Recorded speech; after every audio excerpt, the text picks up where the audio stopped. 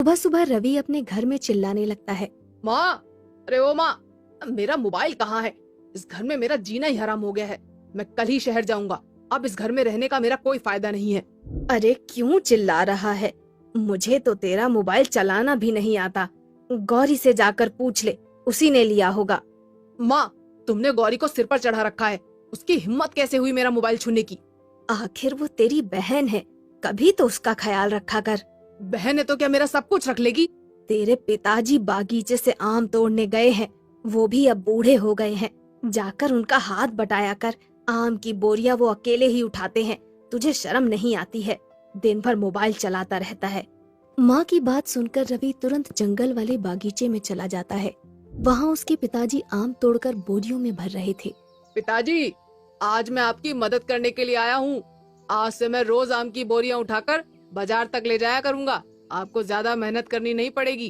अच्छा हुआ बेटा जो तुम आ गए। मैं भी अब बूढ़ा हो गया हूँ, ज्यादा वजन नहीं उठा पाता हूँ।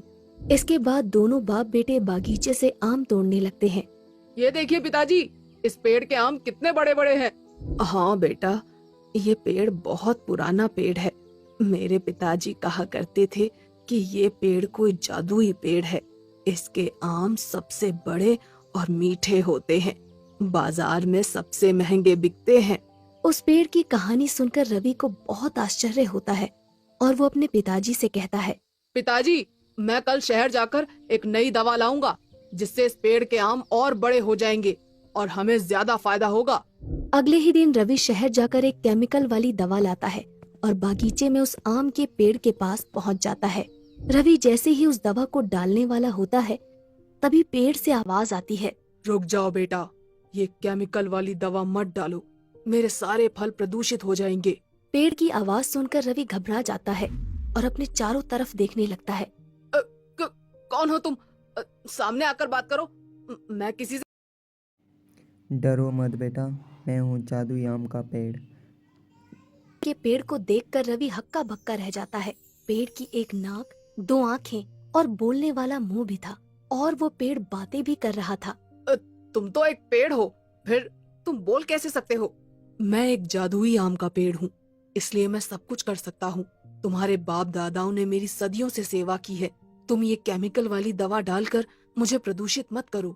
लेकिन इस दवा से कुछ नहीं होगा, बल्कि तुम्हारे आम और बड़े हो जाएंगे। नहीं बेटा, इस केमिकल को मत डालो। इसके बदले में मैं तुम्हें एक जादुई आम देता हूँ। इस जादुई आम से तुम कुछ भी बना सकते हो। इसके बाद वो जादुई आम का पेड़ रवि को एक जादुई आम देता है। जादुई आम लेकर रवि तुरंत अपने घर पहुंच जाता है और अपने कमरे का दरवाजा बंद कर लेता है। मुझे इस जादुई आम को टेस्ट करना चाहिए। क्या पता ये जादुई आम है भी या नहीं। जादुई आम कर दे मेरा छोटा सा काम। दे दो मुझको एक तकिया, ताकि कर सकूं मैं आराम। रवि के इतना कहते ही एक तकिया वहाँ पर प्रकट हो जाता है। ये देखकर रवि खुशी से उछलने लगता है। क्या हुआ रे? क्यों शोर मचा रहा है?